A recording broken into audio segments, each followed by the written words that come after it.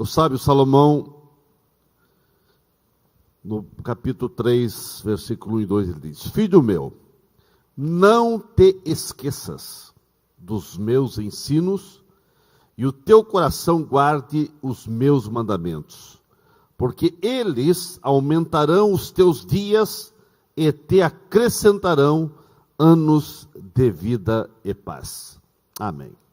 Pai querido, nós te agradecemos por cada irmão, cada irmã, jovem, cada adolescente, cada um que veio à tua casa nesta noite. Nós te louvamos, Pai, porque sabemos que são pessoas que estão dando crédito à tua palavra, e assim que realmente todos possam ser edificados nessa noite. Em nome de Jesus. Amém. Quem está sentado, irmãos? Meus queridos, vendo Salomão dizendo: filhos meus, não te esqueça dos meus ensinos, e o seu coração guarde os meus mandamentos, porque eles aumentarão os teus dias e te acrescentarão anos de vida e paz. Baseado nesse versículo, eu vejo que há alguns princípios bíblicos que nós não podemos esquecer se queremos ter vidas de paz e anos acrescentados nos nossos dias. Ele diz: filho meu, não te esqueças dos mandamentos, quer dizer, da palavra de Deus. É um princípio. Não esquecer da palavra de Deus, isso vai trazer benefícios de aumentar os dias e dias de paz. Meus irmãos, eu quero falar nessa noite sobre alguns princípios que nós não podemos esquecer. Se queremos ter anos de paz, queremos ter dias felizes, alguns princípios que nós não podemos esquecer. É claro que o mundo aí fora estão pregando que não há verdades, princípios absolutos. Os princípios e as verdades que o mundo apregou, é tudo um relativismo, é uma filosofia que ensina o pluralismo, que todos os princípios são verdadeiros, todas as ideias são verdadeiras, por mais opostas que sejam. Nós não concordamos. A Bíblia fala de alguns princípios. E se nós queremos ter dias abençoados, que nossos passos e nossos dias, nossos anos, venhamos desfrutar de paz e segurança, nós precisamos entender e observar alguns princípios. É claro que existem muitos princípios, eu quero meditar alguns aqui com os irmãos. Um dos princípios que eu anotei aqui para nós, que não podemos esquecer para ter dias abençoados, é o princípio de escolhas corretas. Porque uma escolha errada vai trazer consequências irreparáveis. O princípio que você não pode tomar escolhas erradas. As escolhas erradas, elas vão trazer tristeza, destruição, tragédias, problemas, complicações nos teus dias. E os teus dias não vão ser de paz se você tomar decisões erradas. A Bíblia fala de algumas pessoas que tomaram decisões erradas e os seus dias foram tumultuados. Nós vemos, por exemplo, Jonas. Era profeta de Deus, era um homem de Deus, era um homem que foi usado por Deus para levar palavras proféticas a diversos povos. E ele recebeu uma mensagem para ir a Nínive, levar uma mensagem àquele povo. Mas Jonas, ele resolveu tomar decisões erradas. Ele tomou decisões que trouxeram consequências à sua vida.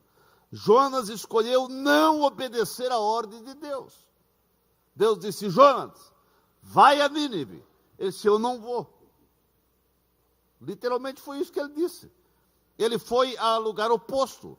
E por isso, a decisão de Jonas trouxe problemas para ele, e não só para ele, para outros. Porque uma decisão errada de uma pessoa, de um crente, de um esposo, de uma esposa, ou no serviço, ou nos teus negócios, uma decisão errada vai trazer problemas não só para você, vai trazer problema para outros.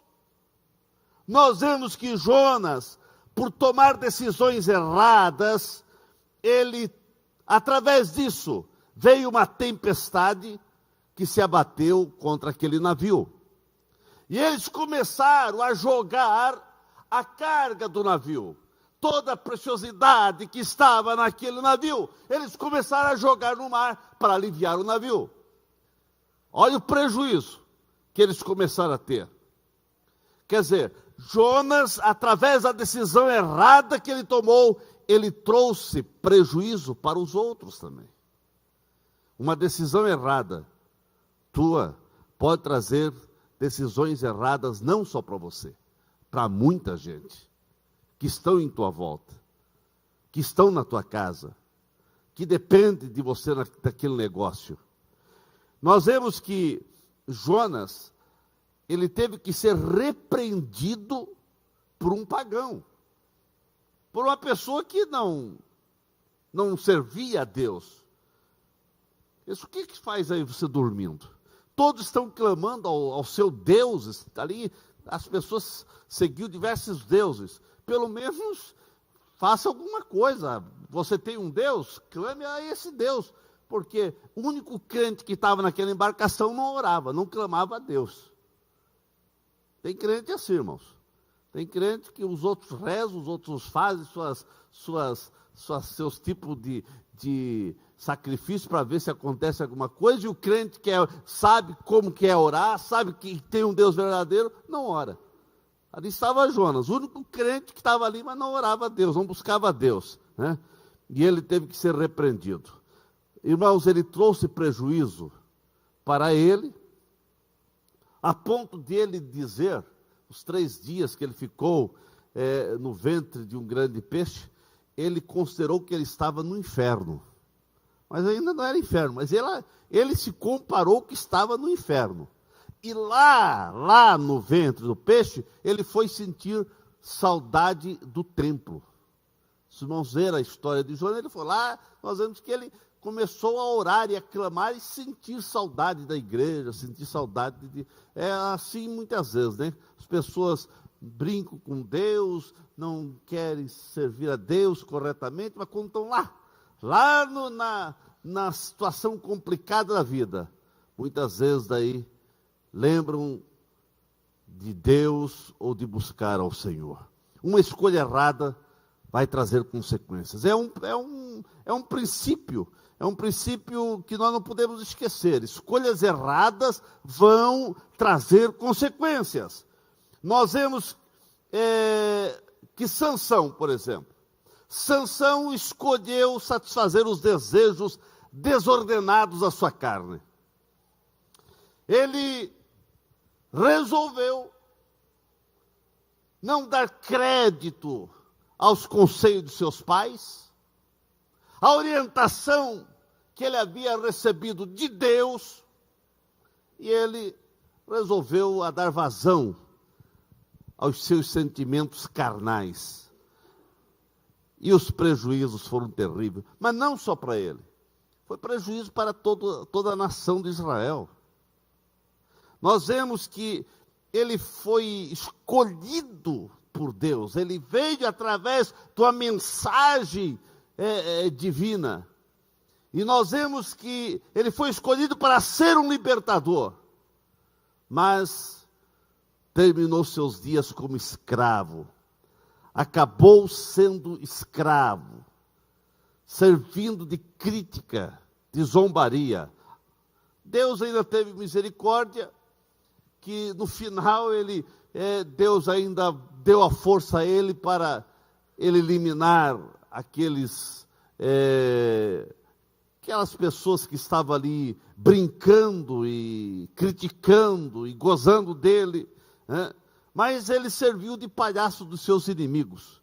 Deus não chamou ele para ser palhaço de ninguém, mas seus olhos foram furados. Você já pensou que dor? As pessoas vieram e furaram os seus olhos, e ele ficou servindo de espetáculo para as pessoas.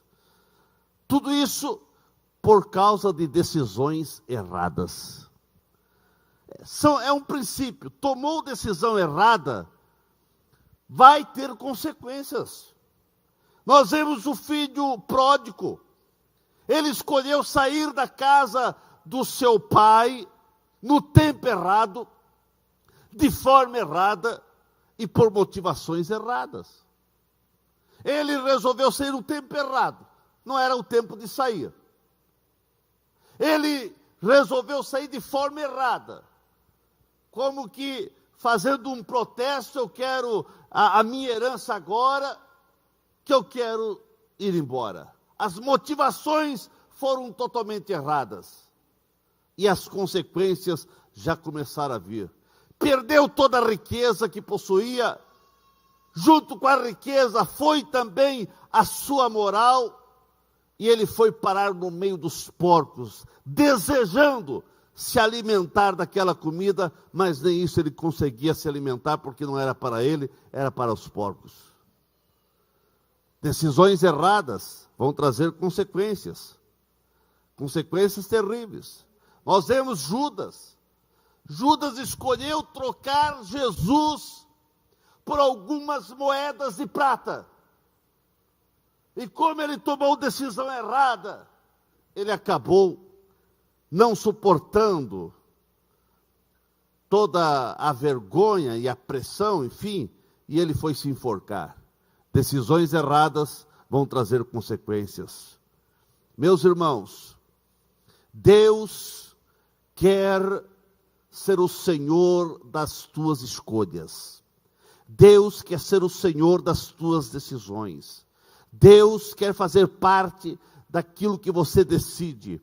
Você, nós precisamos pedir discernimento de Deus para tomar decisões. Porque uma decisão errada poderá trazer consequências a você, a sua família, aos seus parentes, seus amigos e aos seus negócios. O salmista Davi dizia: guia-me mansamente, guia-me com segurança, para que não viesse tomar decisões erradas, porque há caminhos que parecem direito para o homem, mas o fim são caminhos de morte. Então, irmãos, nós não podemos esquecer o princípio que uma decisão errada vai desaguar, ou vão desaguar, decisões erradas vão desaguar em consequências terríveis, de lágrimas.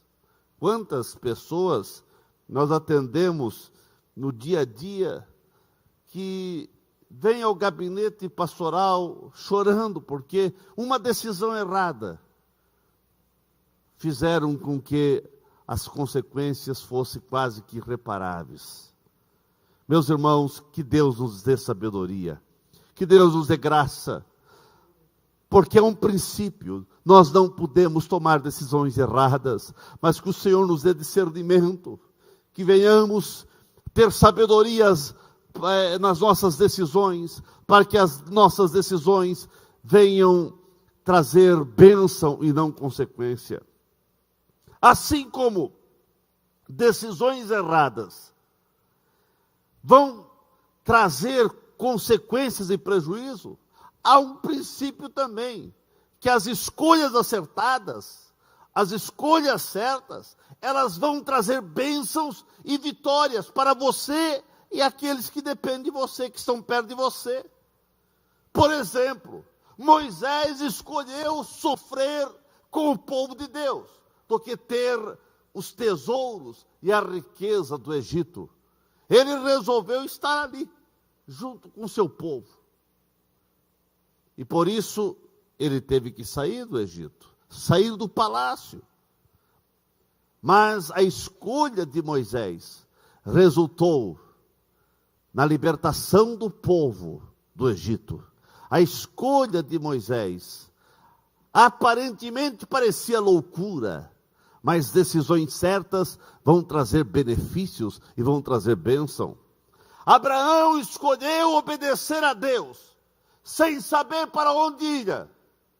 Mas Deus disse para ele sair do meio da sua terra e da sua parentela, para um lugar que Deus iria mostrar.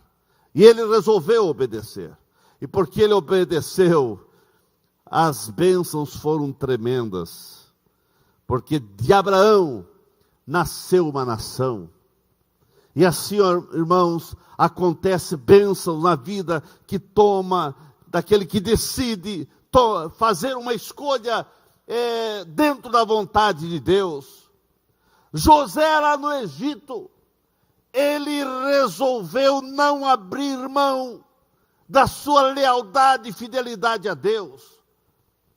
Ele não abriu mão de um programa, de alguns momentos com a esposa do seu patrão Potifar, mas ele escolheu honrar a Deus.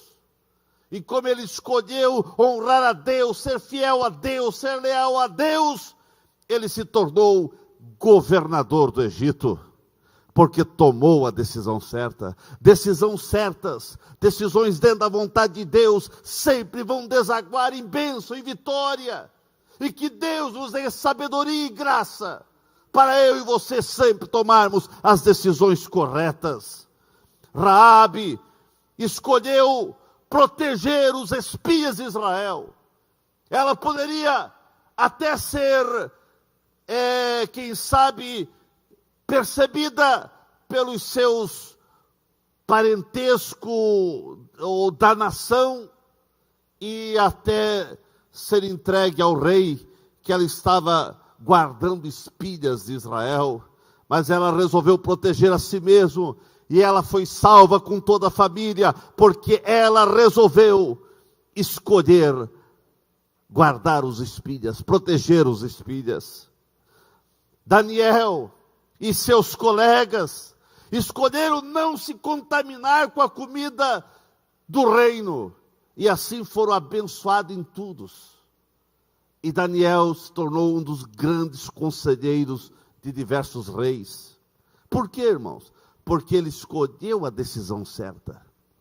Isaías, no meio de uma crise que o reino estava, no meio de uma situação complicada que ele estava também passando, no meio do luto, porque o rei, que era seu parente, havia acabado de morrer. No meio de crises, ele resolveu ir ao templo.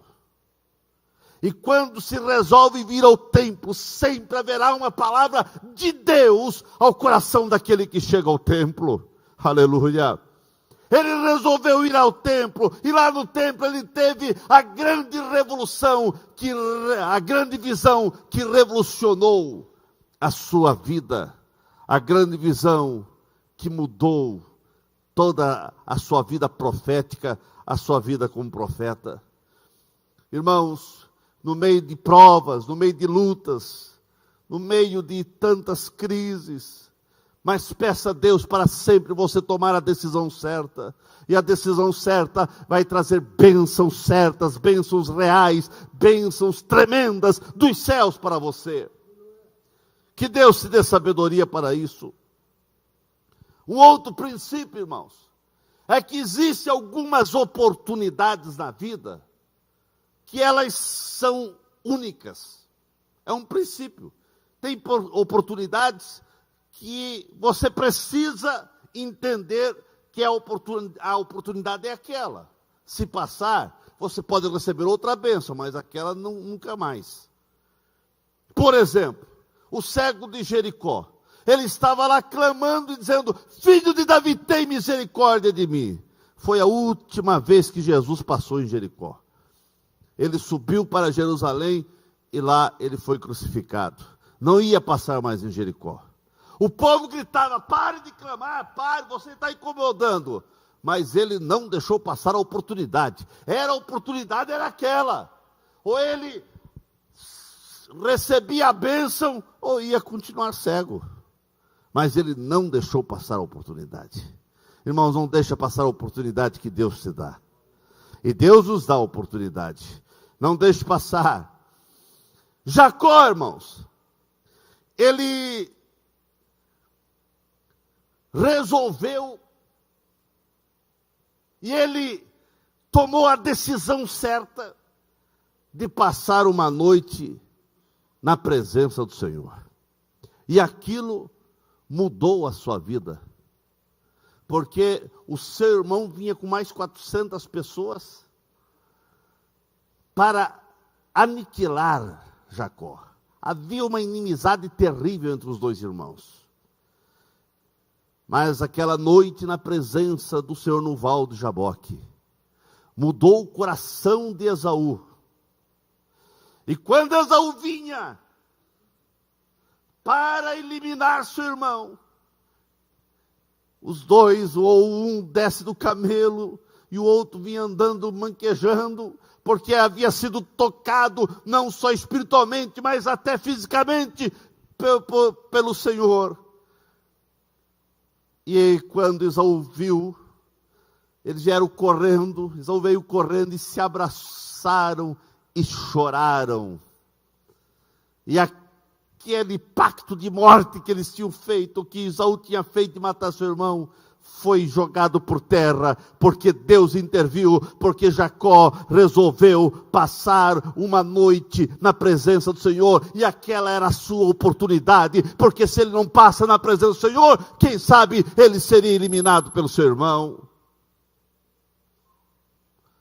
Rebeca teve uma oportunidade, e ela aproveitou essa oportunidade. Eliezer, mandado por Abraão, para trazer uma esposa ao seu filho.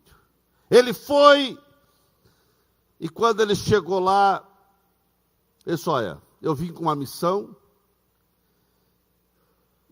e conforme o que eu disse diante de Deus, a moça que viesse fazer isso e aquilo, seria a moça que seria a esposa do filho do meu Senhor, e aconteceu com você, e eu quero levar você para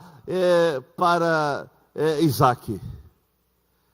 E os pais, o tio, perguntaram: você vai com esse senhor? Eu vou. Foi a decisão que ela tomou. Era a oportunidade única. Se ela deixa passar aquela oportunidade, Rebeca não seria conhecida na Bíblia, mas ela aproveitou a oportunidade. Muitas pessoas não atingem o sucesso, ou não atingem intimidade com Deus, ou não atingem uma vida próspera espiritualmente, porque em algumas áreas da sua vida, deixam passar oportunidades que Deus dá, deixam passar oportunidades espirituais, deixam passar oportunidades materiais, deixam passar oportunidades na vida do dia a dia. Irmãos, tem coisas que você não pode deixar passar a oportunidade, que quem sabe ela não vai voltar mais. Então você tem que ter discernimento e graça de Deus para aproveitar bem as oportunidades, porque existem oportunidades que são únicas na vida. Para ter convicção da vontade divina, da vontade de Deus, diante de algumas oportunidades que surgem, é claro que nós precisamos ter comunhão com Deus, e isso vem através da oração, através da meditação da palavra, através de uma profunda paz interior, que eu tenho como um forte testemunho da vontade divina. Quando você tem uma paz interior, se você não tem paz, há um incômodo. Não tome decisões precipitadas, mas se você sente paz, e na oração você tem aquela convicção, e na palavra você tem aquela convicção, não deixe passar oportunidades, porque elas, é um princípio, tem oportunidades que ela vem e não volta mais. Mas existe um outro princípio, que nós, principalmente cristãos, nós como crentes, temos que entender. E não podemos nos esquecer, como diz Salomão, não esqueça os mandamentos da palavra do Senhor. Há um princípio que você não pode esquecer, irmãos, a lei da semeadura. A lei da semeadura é infalível, quer dizer, não vai falhar. Por mais que você acha que vai falhar, mas a lei da semeadura vem. O semear é opcional. Você pode ter opção de semear ou não, mas o colher é obrigatório. Se você semeou, você vai colher. Meus irmãos, é impossível alguém colher laranja quando se plantou abacaxi.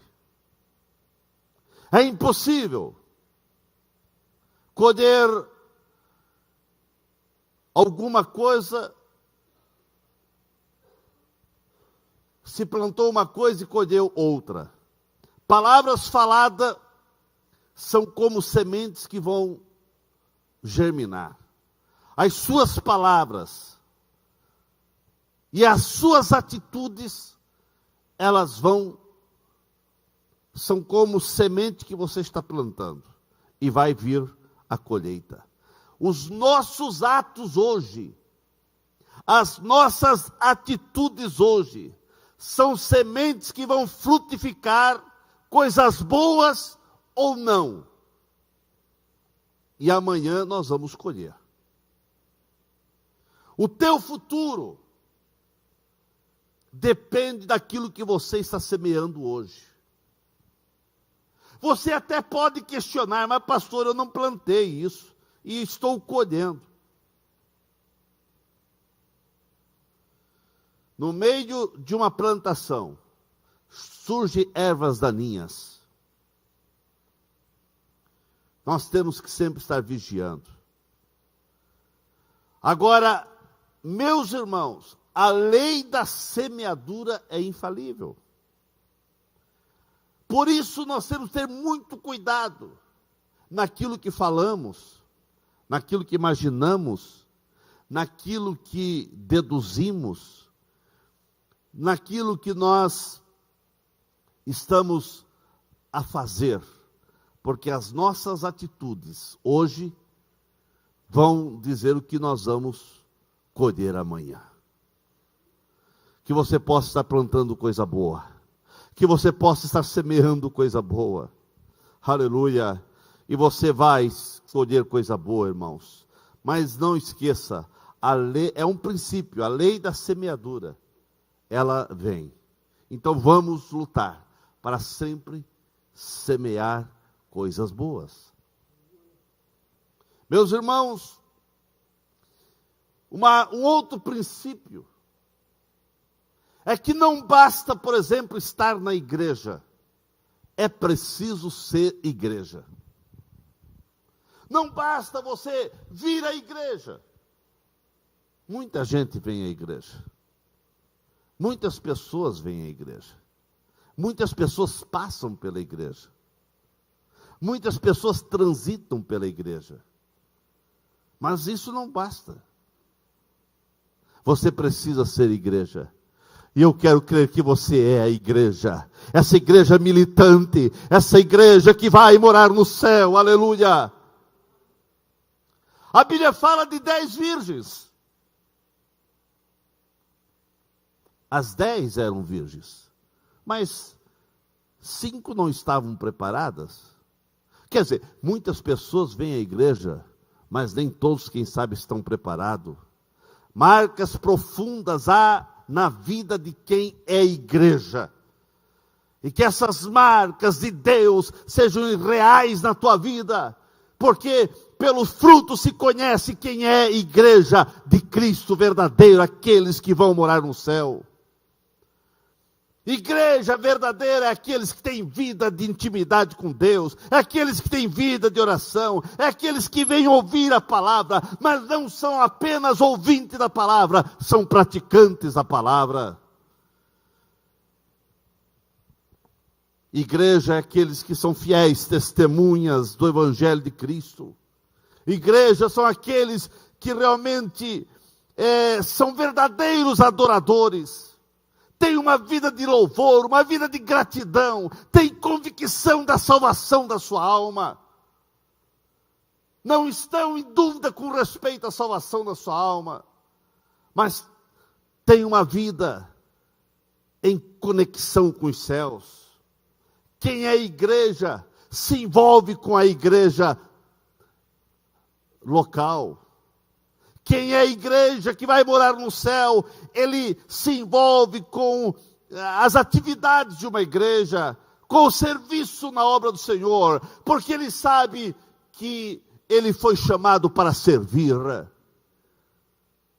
Você, como igreja, você tem que entender que você recebeu um talento e você precisa desenvolver esse talento. Alguns questionam, pastor, mas eu não sei qual é o meu talento. Você recebeu pelo menos um talento, você recebeu. Peça ao Espírito Santo, que ele vai fazer você compreender qual o talento que você precisa desenvolver. Mas pelo menos todos receberam uma ordem de ser testemunha. Igreja verdadeira que vai morar no céu é testemunha de Cristo. Quando fala testemunho de Cristo, eu não estou dizendo que você precisa vir aqui no púlpito testemunhar. Nem todos foram chamados para ocupar o púlpito, mas todos foram chamados para dar testemunho.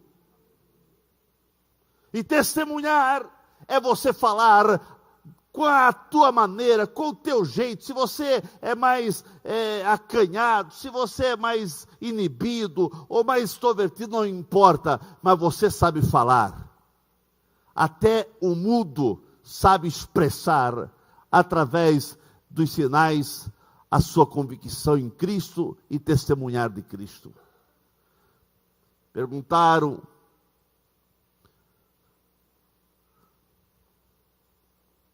para um cidadão que foi curado pelo Senhor,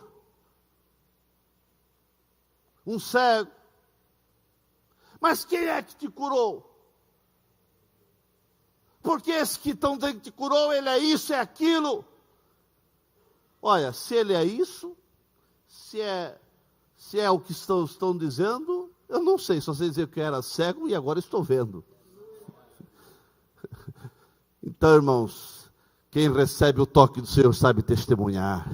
Você recebeu a salvação de Cristo, você recebeu a salvação de Jesus, testemunhe dessa grandeza, testemunhe o que o Senhor fez na tua vida. Irmãos, é um princípio que você não basta vir à igreja, você precisa ser igreja atuante, uma igreja militante, uma igreja que está aí realmente atuando para que muitos outros possam ser igreja verdadeira e ir para o céu.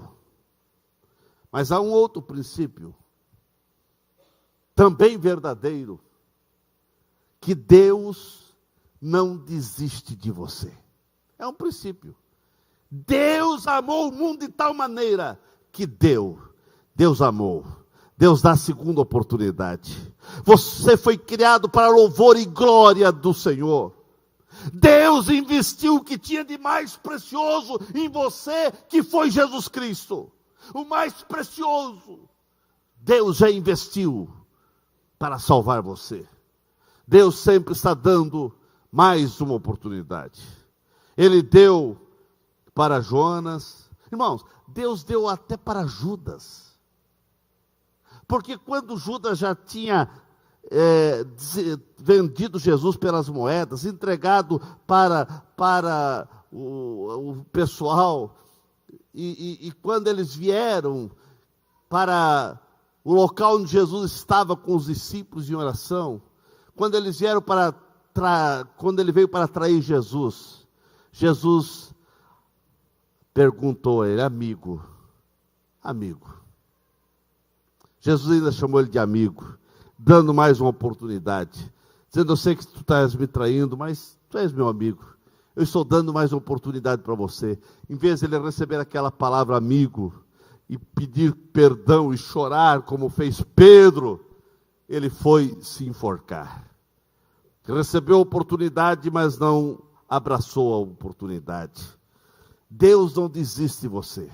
Não importa se você tem falhado, o que tem acontecido, não importa a maneira que você está levando as coisas de Deus, que deveria levar a sério. Mas eu quero dizer que Deus, pela sua infinita misericórdia, que ainda não acabou a sua misericórdia, a misericórdia do Senhor tem chegado até a mim e até você. E pela misericórdia do Senhor, Ele está aqui para te abençoar. Deus não desiste de você. Deus está aqui para te abençoar, para curar, para salvar, para alegrar tua alma, para intervir na tua família, para intervir nesta causa que você tem como perdida, nessa situação complicada que você está passando. Saiba que Deus não está alheio ao que você está passando, Ele está olhando para você. Mas também há um outro princípio que nós não podemos esquecer, que é a evangelização dos povos. Isso é uma tarefa da igreja. Foi Cristo, é um princípio que Jesus deu à igreja, e de pregar o evangelho a toda criatura. Ser-me-eis testemunhas em todos os lugares. Fazei discípulo em todos os lugares. É um princípio que nós não podemos esquecer. Se a igreja está aqui na terra ainda, é porque nós precisamos colocar em prática esse princípio de anunciar as boas novas. A evangelização deve ser prioridade no dia a dia, na vida de cada crente. A prioridade de cada crente, irmãos, é evangelizar. É falar do amor de Cristo. A evangelização não é uma opção, não é uma escolha, é uma ordem. Você não tem escolha. Deus, Cristo deu uma ordem para a igreja: ide e pregai, ide e anunciai, ide fazer discípulo. O fazer discípulo, irmãos, não é uma opção. Eu não quero fazer discípulo, eu não quero evangelizar. Nós não temos essa opção. Nós recebemos uma ordem: ide e fazei discípulo. Ou você cumpre a ordem, ou você está desobedecendo uma ordem que o mestre deu para mim e para você. Não evangelizar é uma declarada infidelidade. O não fazer discípulo é uma desobediência à ordem do nosso grande mestre. Mais triste do que a condição dos perdidos é perceber a apatia, a indiferença de muitos crentes em relação aos perdidos. Meus irmãos, você não pode ficar indiferente em relação aos perdidos do mundo, os perdidos da terra, aqueles que estão sem Cristo. É tempo de sermos curados dessa esterilidade que se abateu no meio da igreja.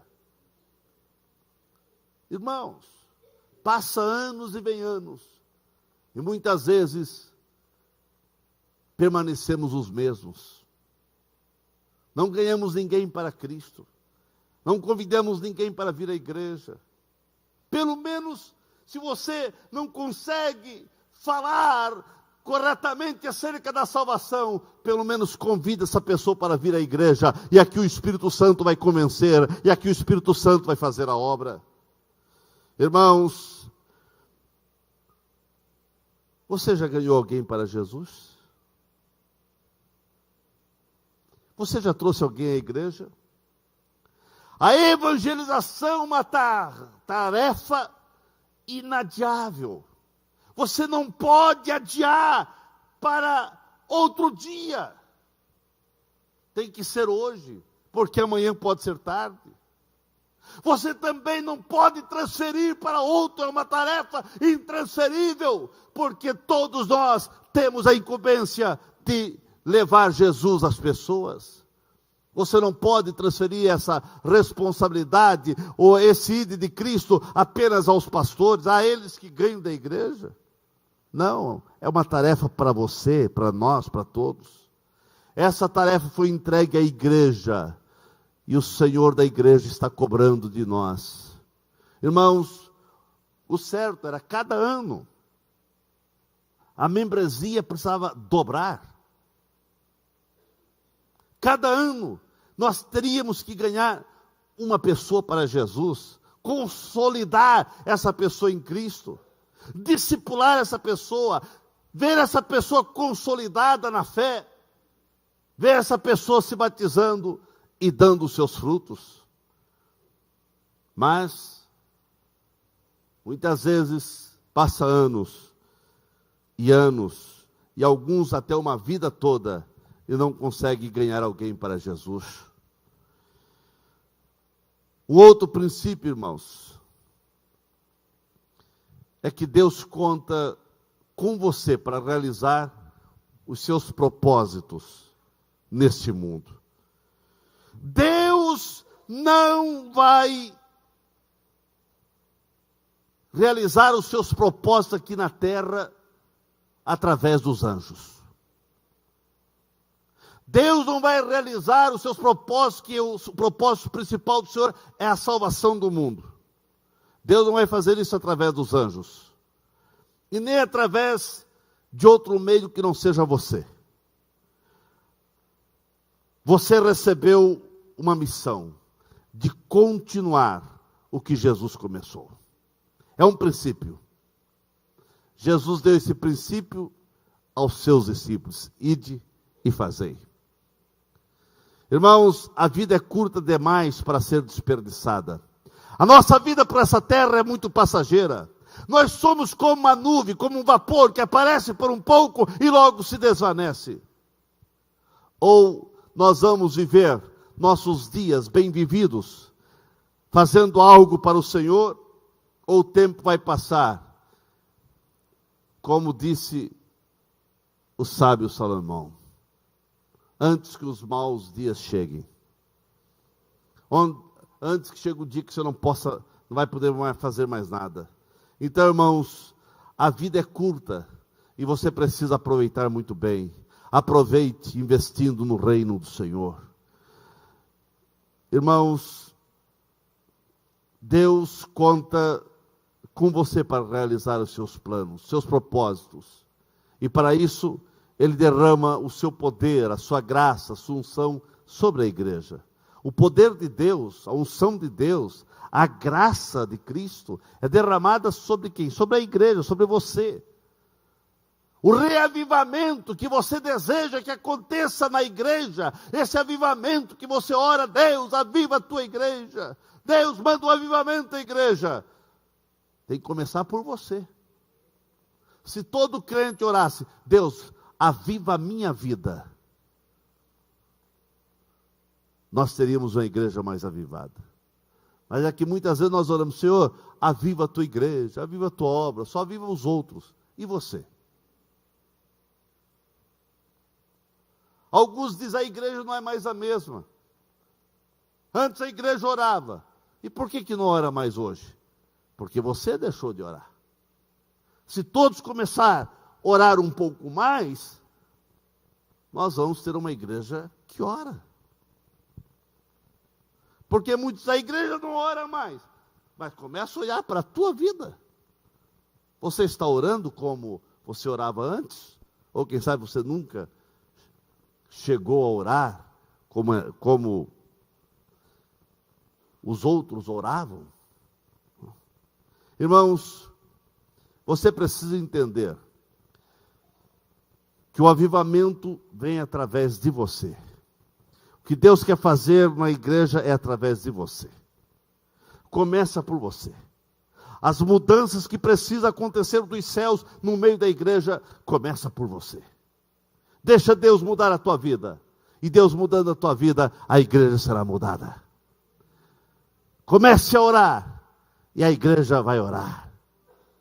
Comece a deixar o Espírito Santo agir mais na sua vida E você vai ver que isso vai acontecer também na vida dos outros, porque tudo começa conosco, com você. Irmãos, você tem que entender que todo cristão é um verdadeiro sacerdote. Todo o cristão é um verdadeiro, aquele sacerdote que deve estar ali fazendo o papel de interceder, de clamar. Então, em resumo, você tem que entender que pela infinita misericórdia de Deus, por um lado nós não somos nada, por um lado nossas fragilidades são terríveis, mas Deus resolveu investir em você. Deus resolveu se engraçar com você. Deus resolveu escolher você. Deus resolveu contar com você. Em resumo, você é importante para Deus.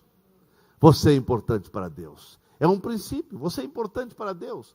Porque os anjos queriam fazer esse papel de evangelizar e de fazer a obra de Deus aqui na terra, mas não foi dado a eles. Esse princípio é dado a você, porque Deus se importou com você. Você é tão importante que você custou um preço incalculável, o sangue de Jesus. Ficamos em pé nesse momento. Outro dia falaremos sobre outros princípios que precisamos observar, que não podemos esquecer. Como diz Salomão: filho meu, não te esqueça dos meus ensinos. Não te esqueça, porque esses princípios aumentarão os teus dias e acrescentarão anos de vida e paz. Não esqueça esses princípios, irmãos, que eles vão aumentar paz no teu dia a dia. Observe esses princípios. Isso vai trazer alegria ao seu coração. Vai desaguar em sucesso na tua vida. Aleluia. Baixe sua cabeça. Vamos falar com Deus. Vamos falar com Deus. Falamos sobre alguns princípios que você não pode esquecer. E que você possa entender isso, porque Deus conta com você. Aleluia. Pai querido, depois de falarmos sobre alguns princípios que nós não podemos esquecer, nós não podemos esquecer que decisões erradas vão trazer consequências drásticas, catastróficas. Nós não podemos esquecer que as decisões certas sempre vão trazer bênção, e nós precisamos ter discernimento para tomar essas decisões. Sabemos que nós não podemos esquecer, ó Pai, que precisamos evangelizar, que essa é uma tarefa da igreja. Nós não podemos esquecer que precisamos ser uma igreja ativa, avivada, despertada, animada, motivada. Nós não podemos esquecer a lei da semeadura, que tudo aquilo que semearmos, as nossas atitudes e atos hoje, vão dizer o que acontecerá amanhã. Deus vem agir no meio da tua igreja. Que cada um possa entender o princípio que tu resolvesse investir em nós. Somos meros mortais, cheios de falhas, de fragilidades, mas tu resolvesse nos amar. Tu resolvesse investir em nós, e nós somos privilegiados porque tu nos escolheste antes da fundação do mundo. Que possamos entender essa verdade, Pai. Deus abençoe teu filho, abençoa tua filha. Deus, nós precisamos entender o princípio de saber aproveitar as oportunidades, porque sabemos que tem oportunidades que são únicas na vida. Dai-nos sabedoria, Pai, para tomarmos as decisões corretas e entendemos as oportunidades que são dadas por Ti, Senhor. Deus, olha para a Tua igreja aqui em Blumenau, Deus. Olha para a Tua igreja aqui presente. Eu Te agradeço, Pai, por esses Teus filhos que vieram à Tua casa nessa noite. São oportunidades que Tu estás dando para eles serem abençoados. Abençoe cada um aqui, Deus. Que a Tua graça seja abundantemente derramada sobre a vida de cada um. Deus, é a Tua presença que vai fazer a diferença. Dê discernimento a cada irmão, dê discernimento a cada um, Pai. Venha avivar cada coração, cada alma. Manda um avivamento, um despertamento sobre nossas vidas. Que aquilo que precisa acontecer nos céus venha começar por mim, Senhor. Que cada crente possa entender que as mudanças, o despertamento, o avivamento precisa acontecer na vida de cada um. Cada um possa colocar-se à Tua disposição para ser um canal de bênção, instrumento nas Tuas mãos. Deus, use Teu filho, use Tua filha para ser um instrumento nas Tuas mãos. Use esse irmão, use esse casal, use essa moça, use esse moço, use esse Teu filho, Pai, Tua filha, para ser canais de bênção na igreja e ser canal de bênção para esse mundo. Espírito Santo, aviva Teu filho. Espírito Santo, derrama da Tua graça sobre cada um. Venha, visita cada um, Pai. Visita cada um. É o que eu peço em nome de Jesus. Em nome de Jesus. Em nome de Jesus. Amém.